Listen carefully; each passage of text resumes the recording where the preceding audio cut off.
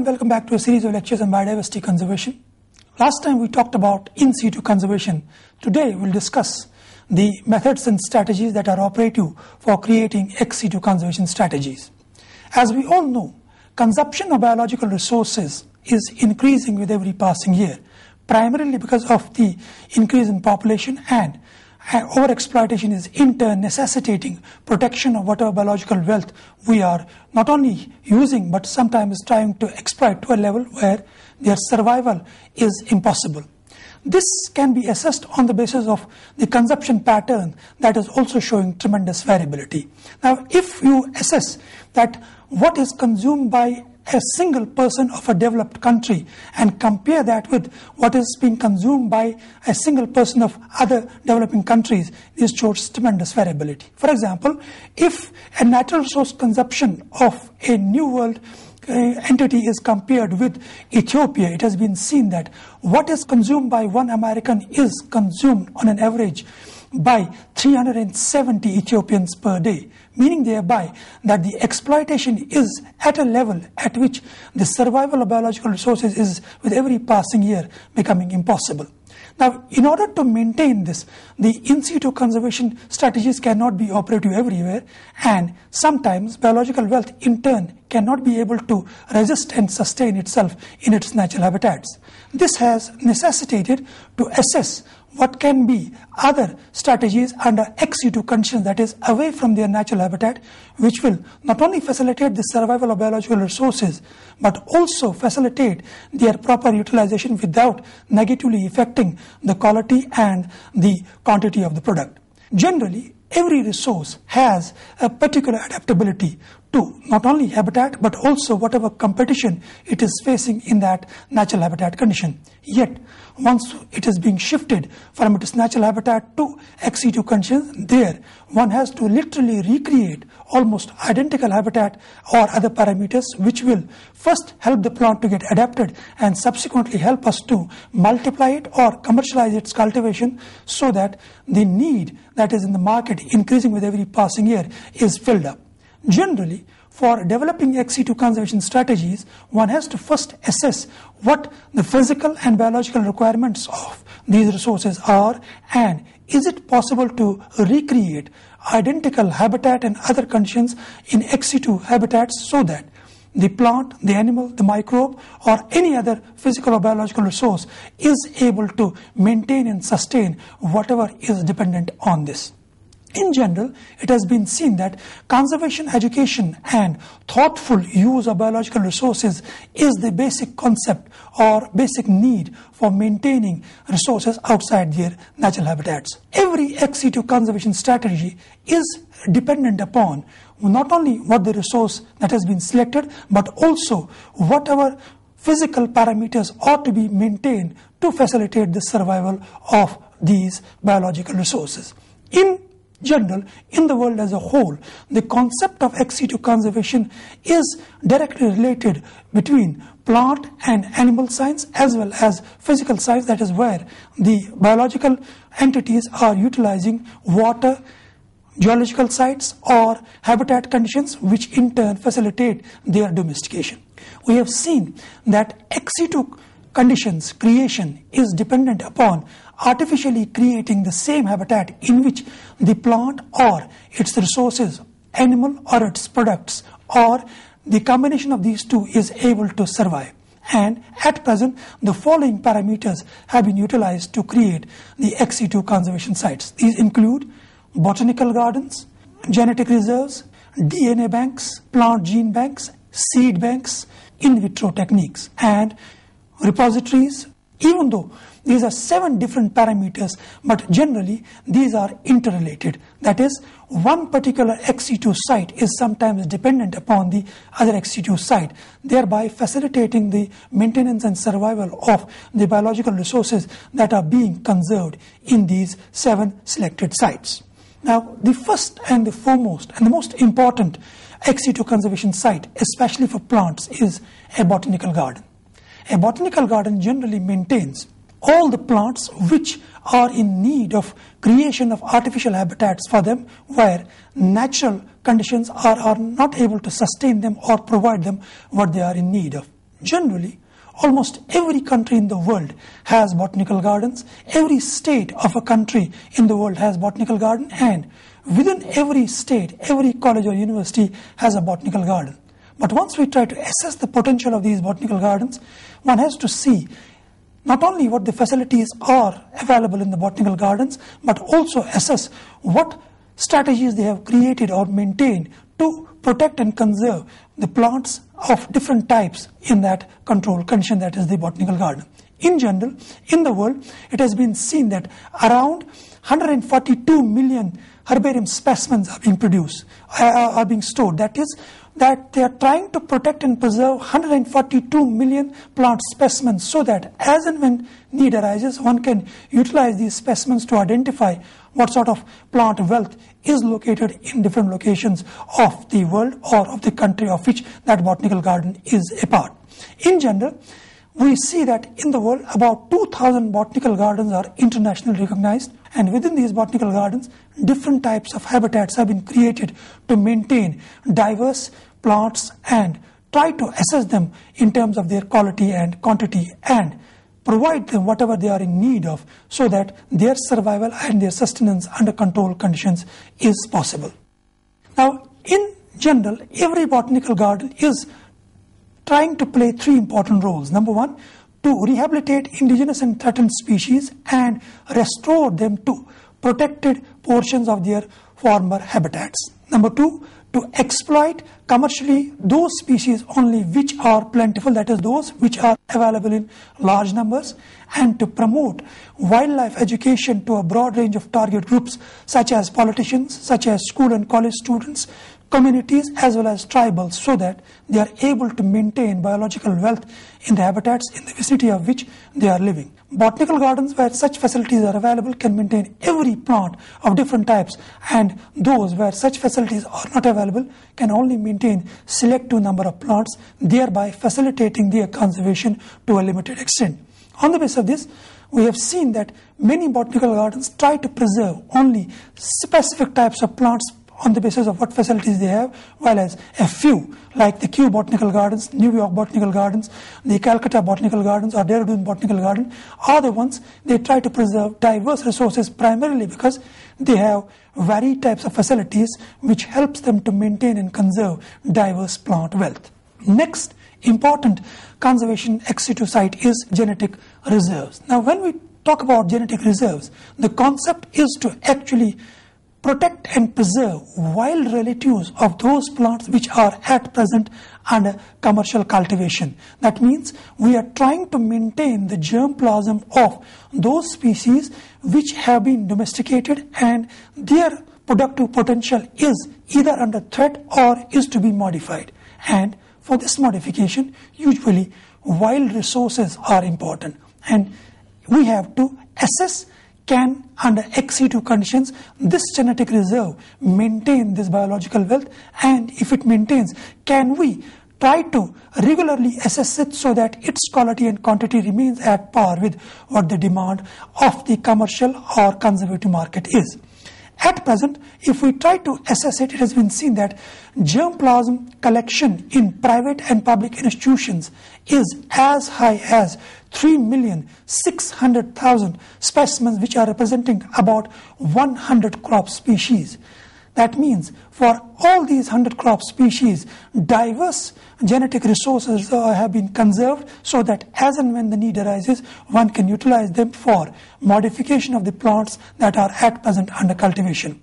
And among 200 national collections, the largest is with 500,000 accessions. That is, these collections are actually in diverse forms, and each accession in turn will depict that it has varied potential, and one can utilize this for modifying the present day cultivated plants without having to depend upon what biological wealth is available or has been overexploited in the natural habitats. We also sometimes try to maintain those plants which have a potential to resist different types of diseases, different types of pests, or sometimes have varied adaptability patterns in terms of habitat variations, thereby depicting that wild resources, if protected under controlled conditions, can be utilized as and when the need arises by extracting their genetic potential and inducing that genetic positivity into those plants which have shown susceptibility.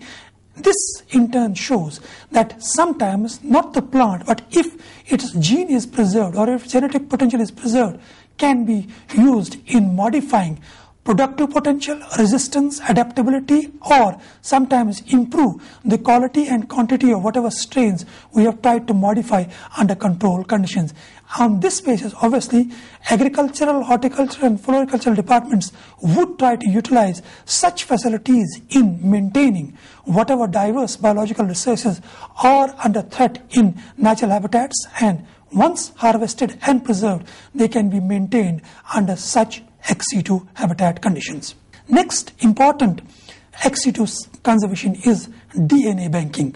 Even though the term may seem simple, but extraction of DNA, identifying the potential of that DNA and storing that DNA under controlled conditions for desired duration is one of the most toughest job that is at present in work.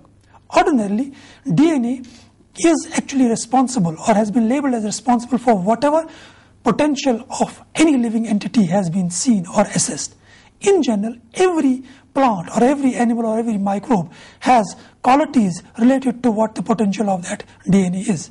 And once that plant species, animal or microbial species is threatened, if that DNA is extracted and assessed in terms of its quality and then stored, chances are that as and when the need arises, one can utilize that DNA in inducing its productive quality, its resistance quality, its adaptable quality to whatever plant, whatever animal or whatever microbe is showing susceptibility in these parameters. The extraction may seem usually easy, but once extraction is possible, the storage in turn is related to not only the plant or the animal from which it has been extracted, but also the conditions in which one wants to store it. Transplantation of DNA has been seen to show following 4 basic drawbacks or limitations. These are, number 1, methodologies. Which methodology is suitable, which is not. Plant recovery. After DNA transplantation, is the plant able to recover fully? Then resource and policy. How much of a resource and policies can we manage by DNA transplantation and its storage? And whosoever, be it a laboratory, be it a person, be it an institution, what sort of an intellectual property he has to utilize this DNA transplantation as a means of revenue for the laboratory or for himself. And if government or organization provides him help, chances are that the work on DNA transplantation and DNA conservation will become one of the most important fields of ex situ conservation. It is envisaged that DNA banks would develop as strategic components of gene banks, but for this, state cooperation, national cooperation and international cooperation is one of the fundamental requirements, even though at present collaborative work is at the initial stages, and chances are that within a couple of decades, DNA banking will become one of the most important means of ex situ conservation. Next is the creation of a plant gene bank. It is usually labeled as a site in which we can store or put or conserve on shelves, in a drawer, in a stock, whatever important gene a plant has. That obviously means that in a gene bank, identified quality genes is to be extracted and stored so that as and when need for that particular gene arises, one can reutilize it and use it for transplantation. Now here again, extraction again may seem simple, but storage of that selected gene, especially from the plant kingdom, under controlled conditions becomes with every passing year difficult. It may be seen that at present a single species may have about 100,000 diverse genes. Question is, can we store these 100,000 diverse genes under controlled conditions for as long as we want? And then as and when need arises, can we extract the selected genes and transplant it into the acceptor? For this, obviously, not only infrastructural facilities, but also whatever methodologies we have developed are to be regularly assessed without negatively affecting the donor or the acceptor. In the world, it has been seen that a huge number of gene banks have been developed, which actually is showing that 465 are in Europe, 468 in Americas, and 298 in Asia. Again, this number may seem huge, but question is how much of the quantity of genes is located in these banks, and once they have stored it or conserved it under ex situ conditions, can they allocate it or transfer it to different sites where experimentation is to be carried out, and during that transportation or during that exchange, is it able to sustain and maintain its quality or not? For this, obviously, it has been seen that one must always try to regularly assess what the potential of this accession under store condition is, and can we duplicate and regenerate these accessions regularly or not, and after duplication, does this have a potential to provide whatever quality or whatever quantity we had at the time of its extraction. And it has been seen that this, once assessed, is shown negativity also. These questions obviously can be tested with regular analysis of these genes, which can be seen to either sustain it or sometimes be negated by the conditions in which it is stored. The next important ex situ conservation is creation of a seed bank. Now, seed bank, as the term indicates, is storage of a seed under controlled conditions for as long as we want. However, this condition of storage as well as the life of the storage is dependent upon what the demand as well as what the potential of the seeds is. Ordinarily, we divide these stored seeds into three basic groups. One is known as base collection, second is known as active collection, third is known as working collection. Now, when we talk about base collection, these seeds are those which are to be stored for a period of about 100 years. That obviously means the conditions in which we stored should not negatively affect the viability and vigor of the seeds for 100 years. And for this, obviously, one must reduce the moisture content to about 3 to 6% only, and in that control condition, humidity and temperature should be maintained at a level at which this low moisture content is not getting lost. For active collection, again, the maintenance should be carried out at about 0 degrees or sometimes even minus 2 degrees Celsius, but this in turn can only be maintained for 20 years, because after 20 years it has been seen that majority of these seeds actually tend to lose their viability as well as vigor. The working collections are to be maintained for only about 4 to 5 years. That is, those seeds which can be used for cultivation purposes or sometimes even for experimentation purposes. On this basis, obviously, for different crops, we have to create these collections, that is base, active and working collections, and regularly assess them in terms of whatever quality they have. In India, one of the most important concept has started where community seed banks have been created by farmers themselves. That is, the farmer himself has been educated as to how he, under controlled conditions, can maintain different types of seeds.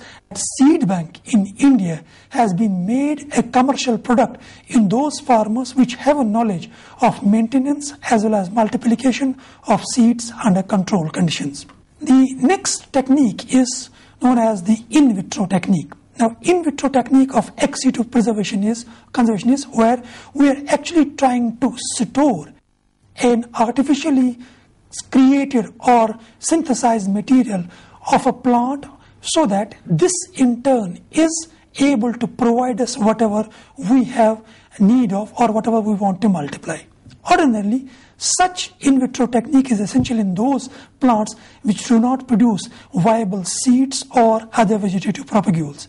Generally, this actually relates to the conditions in which a cell or a tissue of a plant is multiplied under controlled conditions, and this clone is in turn stored at different temperatures for prolonged or shorter durations and utilize it for commercial purposes also. Now, this in vitro technique essentially is mainly related to tissue culture, yet in sometimes it can be also used in storing a particular clone of a plant. It can be a cell, it can be a group of cells for as long as one desires. But for this, obviously, we must have physical and infrastructural facilities like we must have the deep freezer, or we must have liquid nitrogen, or we must have gaseous nitrogen, so that this in turn will help us to maintain these in vitro repositories for as long as we want.